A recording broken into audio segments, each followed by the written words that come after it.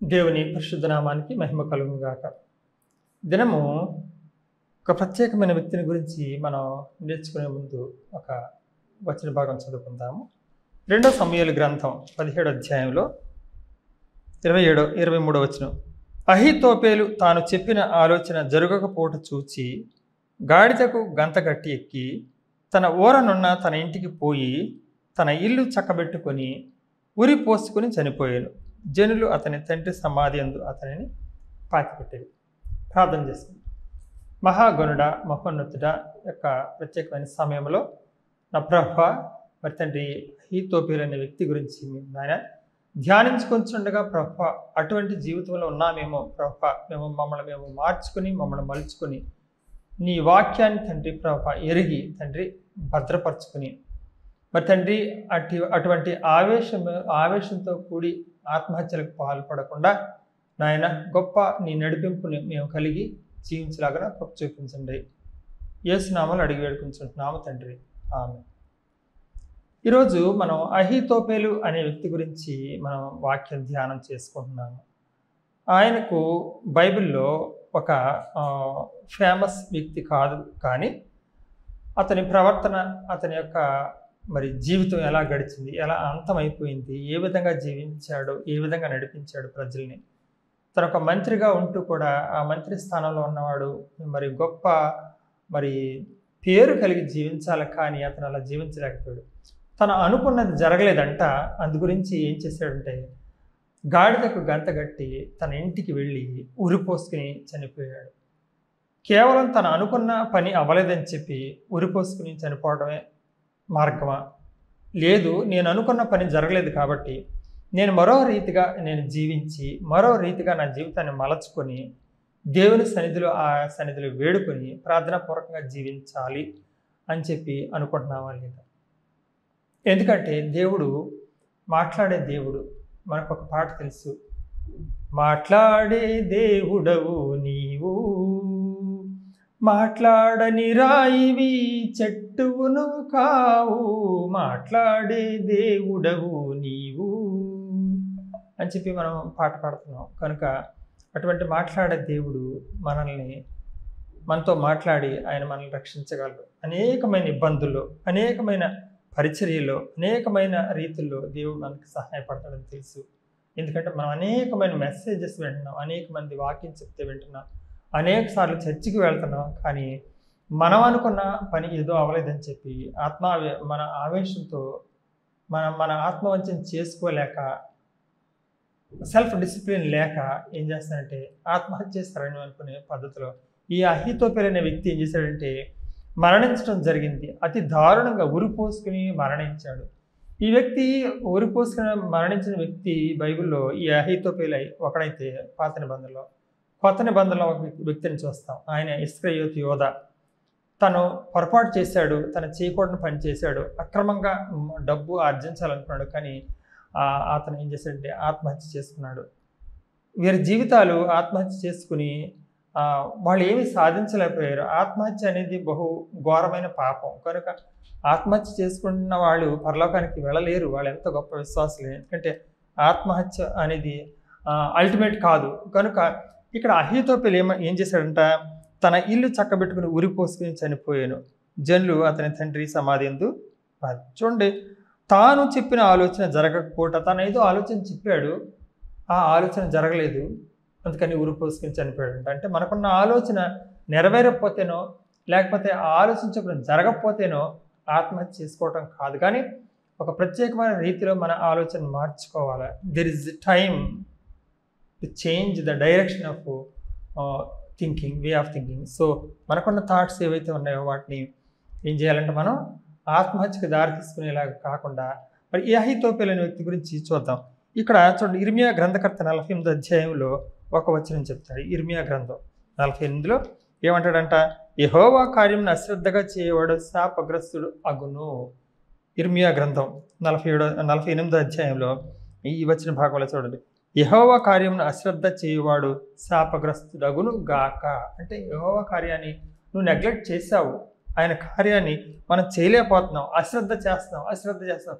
ఎంత అశ్రద్ధ అంటే రేపు చేద్దాం ప్రార్థన, రేపు చెప్దాం వాక్యం, రేపు మనం ఒక మరి దేవుని పని చేద్దామని చెప్పి యెహోవా కార్యం ఏదైతే ఉందో అది అంటే దేవుని పని దానిని వాయిదా వేస్తూ ఏమవుతున్నామంటే శాపగ్రస్తులం ఏమవుతున్నాం శాపగ్రస్తులం. కనుక ఈ విధంగా మనం శాపగ్రస్తులు అవుతున్నాం. ఆయన కార్యాన్ని నిర్లక్ష్యం చేసి వాయిదా వేస్తూ వచ్చి అయ్యో నా ఆలోచన జరగలేదు, నువ్వు ఏ ఆలోచన పెట్టుకున్నావు, ఇహలోక సంబంధమైన ఆలోచన పెట్టుకున్నావా, లేకపోతే పర సంబంధమైన ఆలోచన పెట్టుకున్నావా, దేవునికి ఇష్టమైన ఆలోచన పెట్టుకున్నావా, మన ఆలోచన దేవుని సన్నిధిలో పెట్టామా లేదనేది ముఖ్యం. కనుక యెహోవా కార్యాన్ని అశ్రద్ధ చేయవాడు లేకపోతే వాయిదా వేయవాడు శాపగ్రస్తుడు. ఇర్మీయా గ్రంథకర్త ఎంతో చక్కగా తెలియజేస్తాడు. కనుక ఈయన అహీతోపెలుని ఏం చేశాడంటే తన ఆలోచన జరగలేదు. ఏంటి ఆలోచన? అతను ఎలాంటి వ్యక్తి? సమయం అనక అసమయం అనక దేవరాత్రులు దేవుని సన్నిధిలో ప్రార్థన చేస్తున్నాడా, ఆయన ధర్మశాస్త్రాన్ని వల్లి వేసుకుంటున్నాడా, ధ్యానం చేస్తున్నాడా, ఆయన న్యాయ విధులు ఆయన కట్టడాలని నెరవేరుస్తున్నాడా, చదువుతున్నాడా అనేది మనం గ్రహించినట్టయితే ఆయన ఒక ప్రత్యేకమైన ఆలోచన ఉంది. అది దురాలోచన అయి ఉంటుంది. దురాలోచన కాబట్టి అతను మరణానికి దారితీస్తుంది. ఉరిపోసుకుని చనిపోయే పరిస్థితి అతనికి వచ్చింది. అంటే ఆయన ఆలోచన ఏ విధంగా ఉంది నెరవేరటానికి. ఒకసారి అహీతోపెలు చేసిన కార్యక్రమాలు చూసినట్టయితే అతను దావీదు మందిరంలో దావీదు దగ్గర మంత్రిగా ఉన్నాడు. దావీదు మహారాజు అతని దగ్గర మంత్రిగా ఉండటం అంటే ఒక గొప్ప ఆలోచన కలిగిన వ్యక్తి. ఆషామాషి వ్యక్తులను మంత్రులుగా పెట్టుకోరు. కనుక మంచి ఆలోచన చెప్పేవాళ్ళని మంత్రులుగా పెట్టుకుంటారు. అటువంటి స్థానంలో ఉన్న అహీతోపెలు నేను మంత్రిగా ఉన్నానని చెప్పి మరి ఆలోచించాడా? ఉరిపోసుకుని చనిపోయాడంటే ప్రజలందరూ ఏమనుకుంటారు?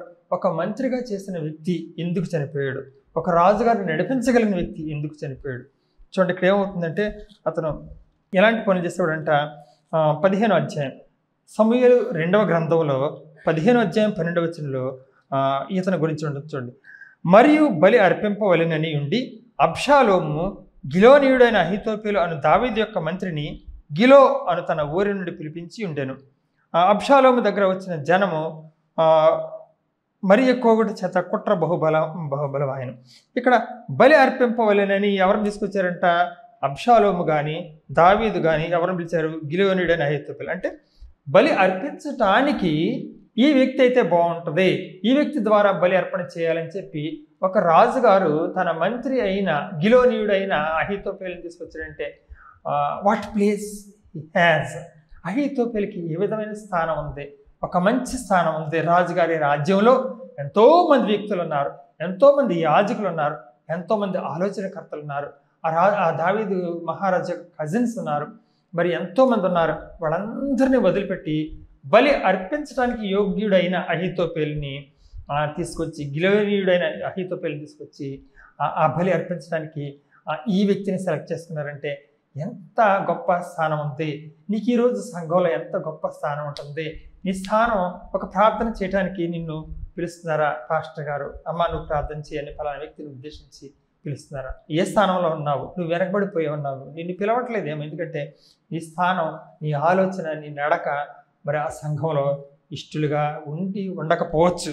కనుక మన ప్రార్థన ఎక్కడ అవసరం అవుతుంది? మనకి ఎక్కడ 2 నిమిషాలు దేవుని సన్నిధిలో మనకు కేటాయించినా కూడా ఆ 2 నిమిషాలు మనం సక్రంగా వినియోగించుకోవాలా. అబ్బే నేను చేయలేనండి, వేరే వాళ్ళతో ప్రార్థన చేయించండి. అబ్బే నేను చదవలేనండి, వేరే వాళ్ళతో చదివించుకోండి. అబ్బే నేను మరి వాక్యం చెప్పలేనండి, వేరే వాళ్ళతో చెప్పించుకోండి అని చెప్పి మనం అనకుండా మనం ముందుగా అక్కడికి రావాలి.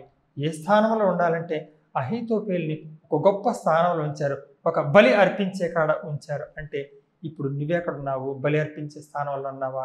వెనుకబాటుతనంగా ఉన్నావా? దేవుని సన్నిధిలో గొప్ప పాత్రగా ఉపయోగపడుతున్నావా? దేవుని సన్నిధిలో ఎన్నో పాత్రలు ఉన్నాయంట. కనుక యెరూషలేములో ఎంతోమంది ప్రవక్తలు జీవించారు, ఎంతోమంది ప్రవక్తలు బలి అయిపోయారంట. ప్రవక్తలను చంపించిన ప్రదేశంగా యెరూషలేము ఉంది. అటువంటి ఆలోచనలతో ఉన్నారు. కుట్రలో ఎక్కువైపోయి మనుషులు జీవిస్తారు. బహుభయంకరమైన మరి పరిస్థితుల్లో మనం ఉన్న క్రైస్తవులు భయంకరమైన పరిస్థితులు ఉన్నారు. ఎందుకంటే క్రైస్తవ్యానికి వ్యతిరేకంగా అనేక చట్టాలు రూపొందిస్తున్నారు, క్రైస్తవుల్ని విభేదిస్తున్నారు, ఆటంకపరుస్తున్నారు, అనేకమైన పరిస్థితులు ఉంటున్నాయి. కనుక మరి అవన్నిటిని అధిగమించాలి. ఎందుకంటే మన ప్రార్థన అతి బలీయంగా ఉందా లేదా ఆషామాషిగా ప్రార్థన చేస్తున్నామా? కనుక మనం ఈ విధంగా ఉన్నాము. దేవుడు అంట మన ఆయన అరచేతిలో చెప్పుకోడంట, చూడుము నా అరచేతులలో నిన్ను చెక్కియున్నాను నీ అని చెప్పి మనం పాట పాడతాం కదా. దేవుడు ఆయన అరచేతులు చెక్కున్నాడు కదా. మనం ఈ విధంగా ఉంటున్నాం.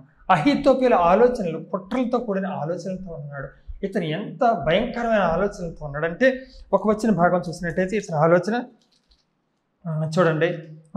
అహీతోపెలు 2 సమూయేలు గ్రంథంలోని 16వ అధ్యాయం 21వ వచనంలో అహీతోపెలు నీ తండ్రి చేత ఇంటికి కావలించబడిన ఉపపత్నుల యొద్దకు నువ్వు పోయిన ఎడల నీవు తండ్రికి అసహ్యుడు అవుతుంది అని ఇశ్రాయేలు తెలుసుకుంటారని చెప్పి ఏమంటాడంటే తన తండ్రి ఉపపత్నులను కూడమంటున్నాడు. అహీతోపెలు ఏం చెప్తున్నాడంటే దావీదు గారి ఉపపత్నులను ఏం చేయాలంటే రేప్ చేయమని చెప్తున్నాడు. ఎవరికి? అబ్షాలోంకి.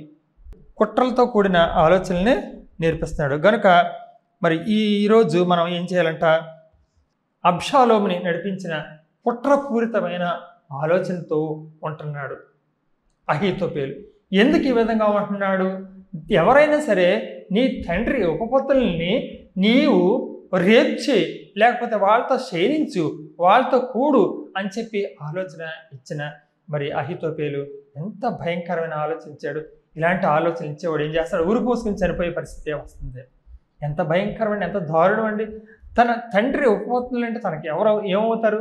తండ్రి ఉపపత్నులు, తల్లితో పాటు తల్లులు. తల్లి అయితే పెద్దమ్మ పిన్నమ్మలు అవ్వచ్చు, లేకపోతే తండ్రి ఉపపత్నులు నథింగ్ బట్ తల్లి, వాళ్ళందరూ తల్లులే అవుతారు. అటువంటి తల్లుల్ని ఇతను ఏం చేస్తాడంట? రేప్ చేసి అతను తండ్రికి అసహ్యం అవుతాడంట. ఎందుకు ఈ ఆలోచన ఇచ్చాడంటే ఇతనికి ఆల్రెడీ ఒక మనవరాలు ఉంది. ఎవరంటే బత్షెబ. ఆమె ఎక్కడ కనపడుతుందంటే మనకి ఇక్కడ సమూయేలు గ్రంథంలోకి వచ్చినట్టయితే 2వ గ్రంథంలోనే 11వ వచ్చిన భాగంలో చూడండి. ఒకానొక దినమున ప్రొద్దురుంకు వేళ దావీదు పడక మీద నుండి లేచి రాజనగర మిద్ది మీద నడుచుచు పైనుండి చుచ్చుచుండగా స్నానము చేయ ఒక స్త్రీ కనపడెను. బహు సుందరమైన స్త్రీ ఒక ఆవిడ స్నానం చేయటం కనపడింది. ఒక మహారాజు ఒక స్త్రీ స్నానం చేస్తున్నప్పుడు కనపడింది అంటే ఏం చేయాలంటే, అయ్యో స్త్రీలకి రక్షణ లేదే, ఓపెన్లో స్నానం చేస్తున్నారే, వాళ్ళకి టాయిలెట్స్ కట్టాలి, లేకపోతే బాత్రూమ్లు నిర్మించాలి, అయ్యో నా ఆడపిల్లలు నా దేశంలో ఈ విధంగా ఉన్నారు, వాళ్ళకి భద్రత లేకుండా ఓపెన్ బాత్ చేస్తున్నారే, వాళ్ళకి ఏ విధమైన రక్షణ ఉండాలి, వాళ్ళకి ఏమైనా టాయిలెట్స్ ఉండాలా, చక్కగా బాత్రూమ్స్ ఉంటే బాగుంటుందనే ఆలోచన రాకుండా అతి దారుణమైన, అతి భయంకరమైన మరి ఆలోచన అతనికి వచ్చింది. ఒక మహారాజు ఒక రాజమందిరం పైన సంచరిస్తున్నప్పుడు స్త్రీలు స్నానం చేస్తాం కనపడిందంటే ఏం చేయాలంటే ఏ విధమైన ఆలోచన రావాలి? అయ్యో వీళ్ళందరూ నా రాజ్యంలో నా బిడ్డలు కనుక వాళ్ళకి నేను టాయిలెట్స్ ఏర్పాటు చేయాలి, ఇలా ఓపెన్గా కనపడకుండా ఏదైనా సెక్యూరిటీలో పిల్లలు స్నానం చేస్తే బాగుండును అనే ఆలోచన కాకుండా ఇతను ఏమనుకున్నాడంట, ఆమె బహు సౌందర్యవతి చూసి దావీదు దాని సమాచారం తెలుసుకుంటే ఒక దూత పంపాను. ఆమె ఎంతో సౌందర్యంగా ఉంది. అటువంటి ఆమె వివరాలు తెలుసుకోవడం కోసం మనుషుల్ని పంపించాడు. అతడు వచ్చి ఆమె ఎలియాము కుమార్తెకు హిత్తీయుడు ఉరియాకు భార్య అయిన బత్షెబ అని తెలియజేశాడు. ఈ వార్తాహరుడు ఎవరైతే వెళ్ళాడో ఆ స్నానం చేసే స్త్రీ వివరాలు కనుక్కున్నప్పుడు ఆమె ఉరియా భార్య అని తెలుసుకున్నాడు. ఆమె ఎవరి కుమార్తె అంట? ఎలియాము కుమార్తె. ఎలియాము కుమార్తె. ఈ ఎలియాము తండ్రి ఎవరు? అహీతోపెలు. మన సబ్జెక్టు ఎక్కడుందంటే ఈ ఎలియాము తండ్రి అహీతోపెలు. అంటే అహీతోపెలు కొడుకు ఎలియాము, ఎలియాము కుమార్తె బత్షెబ. అహీతోపెలు మనమరాలైన బత్షెబాని తీసుకొచ్చి చెరచి ఆ యొక్క ఉరియాని, ఎవరైతే బత్షెబ భర్త ఉన్నాడో ఆ ఉరియాని మరణానికి అప్పగించాడు. ఈమెను భార్యగా చేసుకున్నాడు, ఉపపత్నిగా చేసుకున్నాడు. ఇటువంటి పరిస్థితిలో ఎలియాము తండ్రి అయిన అహీతోపెలు ఏం చేస్తాడంటే, నా కుమారుడైన ఎలియాము కుమార్తె బత్షెబ ఉంది కదా, దాన్ని ఆ రోజు దావీదు చెరపట్టి మరి ఆమెని అక్రమంగా ఒక ఉరియా భార్య, సైనికుడైన ఒక సేనాధిపతి అయిన ఉరియా భార్యని ఇతను ఏం చేశాడంటే వశపరుచుకున్నాడు. అతి దారుణంగా, అతి బలవంతంగా తీసుకొచ్చి రాజనగర్లో ఆమెను మరి భార్యగా చేసుకున్నాడు. ఆమె సంతానంలో నలుగురిలో ఒకడే సొలొమోను. గనుక ఇప్పుడు అహీతోపెలు ఆలోచన ఏ విధంగా ఉందంటే, ఒకానొక రోజు రాజు అయిన దావీదు మరి రాజనగరు పైన సంచరిస్తూ ఒక స్నానం చేసే స్త్రీని, నా మనవరాలైన బత్షెబని ఈ విధంగా చెరచాడే, ఏ ఉరియాకి భార్యగా ఉండకూడదా? ఆమె సౌందర్యవతి అయినంత మాత్రాన వివాహిత స్త్రీ కదా, వదిలిపెట్టకుండా ఈ లోకంలో నా మనవరాలే దొరికిందా అని చెప్పి కక్ష కట్టి, ఆ కక్షతో మంత్రిగా ఉంటూనే ఏం చేశాడంటే ఇప్పుడు అబ్షాలోముని ఆయుధంగా పెట్టాడనమాట. ఒక అస్త్రంగా సంధిస్తున్నాడు. పగ తీర్చుకునే ఆలోచన. నీ ఆలోచన ఏ రకంగా ఉంది? అహీతోపెలు ఆలోచనలాగా ఉండటం వల్ల కదా అతను ఆలోచనలు నెరవేరకపోవటం కదా అతను ఉరి పోసుకున్నాడు. ఎటువంటి పరిస్థితులు నీ నీ మనవరాలైన బత్షెబకు అన్యాయం ఏం చేయలేదే, కేవలం భర్తను చంపించాడు. అది ఒక ఘోరమైన కార్యమే. అయినా మరి తనని వివాహం చేసుకొని తనకు 4 కొడుకులను కానీ అందులో ఒకడైన సొలొమోను గురించి మనం చదువుతూనే ఉన్నాం. గొప్ప రాజుగా ఈ లోపల జీవించాడే. నీ మనవరాలు కుమారుడు ఒక గొప్ప చక్రవర్తి అయ్యాడే, ఒక జ్ఞాని అయిన సొలొమోను అయ్యాడే అనే ఆలోచన లేకుండా ఇతనికి ఏ ఆలోచన ఉందంటే, నా మనవరాలైన బత్షెబని చెరచాడు కాబట్టి ఇప్పుడు ఏం చేయాలి? దావీదు కొడుకుతోనే, దావీదు ఉపపత్నులైన తల్లి వరసైన స్త్రీలని చెరచమని చెప్పి ఆలోచన ఇచ్చిన అహీతోపెలు ఏ విధంగా మరణమయ్యాడో తెలుసా? ఉరి పోసుకుని ఆత్మహత్య చేసుకున్నాడు. ఒక దేవుని యాజకత్వంలో జీవించావే, ఒక మంత్రి స్థానంలో ఉండి బలి అర్పణలు అర్పించావే, దేవుని సన్నిధిలోకి వెళ్ళగలిగే స్థాయి నీకు ఇచ్చాడే, ఎంత గొప్ప ఆలోచన ఇచ్చాడు నీకు ఎంత గొప్ప స్థానం ఇచ్చాడు ఒక మంత్రిగా ఉన్నప్పుడు. అటువంటి బలి అర్పణ అర్పించడానికి యోగ్యుడైన అహీతోపెలుగా నిన్ను చేసినప్పుడు నీవు పగ తీర్చుకోవటానికి ఎందుకు ముందుకెళ్ళావు? పగ తీర్చుకుంటే ఎవరి వంతు? ఆయన వంతు. గనుక నాకు పగ ఉంది కొంతమంది వ్యక్తుల మీద, కానీ పగ తీర్చుకునేవాడు ఆయనే. గనుక ఈరోజు మనం ఈ విధమైన ఆలోచనలు కలిగి ఉంటున్నాము. ఆధ్యాత్మికంగా ఈ లోకంలో జీవిస్తున్నాం కదా, పగ సాధింపుతో జీవిస్తున్నామా? అక్రమమైన ఆస్తుల కోసం జీవిస్తున్నామా? అక్రమంగా ఏ విధంగా మరి ఏంటో వీలునామాలు రాయించుకోవటానికి సిద్ధపడుతున్నామా? అన్నదమ్ముల్లో ఒక సోదరుడైన వాడు ఏం చేస్తాడంటే మిగతా వాళ్ళకి రాకుండా ఆ ఆస్తిని రాయించుకోవడానికి ప్రయత్నిస్తున్నాడు. లేకపోతే చర్చిలో తను పెద్దగా ఉండాలి, మిగతా వాళ్ళు ఎవరు బయటకు పోవాలి, చర్చిలోకి రావటానికి వెళ్ళిదనే ఆలోచనతో ఉంటున్నావు. ఎంత దారుణం అండి! చర్చి నిర్మాణం కొరకు అనేక రకాలుగా సహకరించి అహోరాత్రాలు కష్టపడి మరి వ్యయ ప్రయాసలకు ఓర్చి సంఘ నిర్మాణానికి ఎంతోమంది సహకరించారే, వాళ్ళందరినీ ఈరోజు సంఘంలోకి రాకుండా, సంఘానికి రాకుండా అనేక రకమైన అక్రమమైన కేసులు పెట్టి, అన్యులైన వాళ్ళేమో మరి క్రైస్తవులను ద్వేషించి ఒక రకంగా దూషించి వాళ్ళని అష్టకష్టాలు పెట్టి చట్టాలు చేస్తుంటే, నీవు నీ సంఘంలో నీ సోదరులైన వారిని ఏ విధంగా చేస్తున్నావు? అసలు నీ ఆలోచన ఎలా ఉంది? ఒకసారి పరీక్షించుకో. మన ఆధ్యాత్మికంగా జీవిస్తున్నాము, చర్చికి వస్తున్నాము, ఎందుకు వస్తున్నాము? దేవుని సన్నిధిలో మనశ్శాంతి పొందటానికి. 6-7 రోజులు మనం ఎంతో కష్టపడి 7వ రోజున ఆదివారం రాగానే దేవుని సన్నిధిలో మనం గడపాలి అని చెప్పి అనేక మంది సహవాసంతో మరి ఏకీభవించి పాటలు పాడి మరి ప్రార్థనలో ఏకీభవించి మంచి వాక్యం విని వెళ్దామా? లేకపోతే ఎవరిని చర్చికి రాకుండా చేద్దామా? అసలు ఎవరిని చర్చికి రాకుండా చేయాలని చూస్తున్నావు కదా, ఇది నీకు ఎంతవరకు నీకు మనసు అంగీకారంగా ఉంది? అసలు నీకు ఆత్మవంచన ఉందా? నువ్వు ఏ విధంగా ఆలోచిస్తున్నావు? పోలీసులు రప్పించడం, చర్చిలకి పోలీసులు రప్పించడం, పోలీస్ స్టేషన్కి వెళ్ళి ఇగో ఈడు అడ్డం తిరిగాడు కాబట్టి ఆయన లోనేసేయండి, లేకపోతే ఇగో మా అమ్మాయిని ఇలా అన్నాడు కాబట్టి ఈ దిశ కేసు ఎట్టేయండి అని చెప్పి ఆలోచనతో ఉన్నావా? లేకపోతే దేవుని సన్నిధిలోకి అనేక మంది రావాలి, అనేక మంది సోదరులు రావాలని కోరుకుంటున్నావా? లేకపోతే ఎవడో రావటానికి లేదు, నేనొక్కడనే చర్చిలో ఉండాలా, నేనొక్కడనే ఒక కౌన్సిల్ మెంబర్గా చేయాలా, ఏదో సాధించాలని చెప్పి నువ్వు జీవిస్తావు కదా. ఈరోజు అహీతోపెలు తన ఆలోచన నెరవేరలేదని తను ఏం చేస్తాడంటే ఆత్మహత్య చేసుకున్నాడు, ఉరి పోసుకుంటున్నాడు. ఉరి పోసుకునే ఆలోచనలో ఉంటున్నావా? గమనించు. ఎంతమందికి మనం అన్యాయం చేశాము? దేవుని ఆలయానికి వచ్చేవాళ్ళు ఎంతమందిని రానికుండా చేశాము? ఎంతమందికి మీద కేసులు పెడుతున్నాము? ఇదే నా జీవితం. అహీతోపేలు ఆలోచన నెరవేరలేదని ఉరిపోసుకున్నాడు. మరి ఈరోజు నీ ఆలోచన ఎలా ఉంది? అసలు బత్షెబాని చెరపట్టి చెరచిన దావీదు కంటే భయంకరమైన పరిస్థితిలో ఉన్నావు. ఆ రోజు అనుకోకుండా ఆయన మిద్ది మీద నుంచి కిందకి చూశాడు, నువ్వెక్కడ చూస్తున్నావు?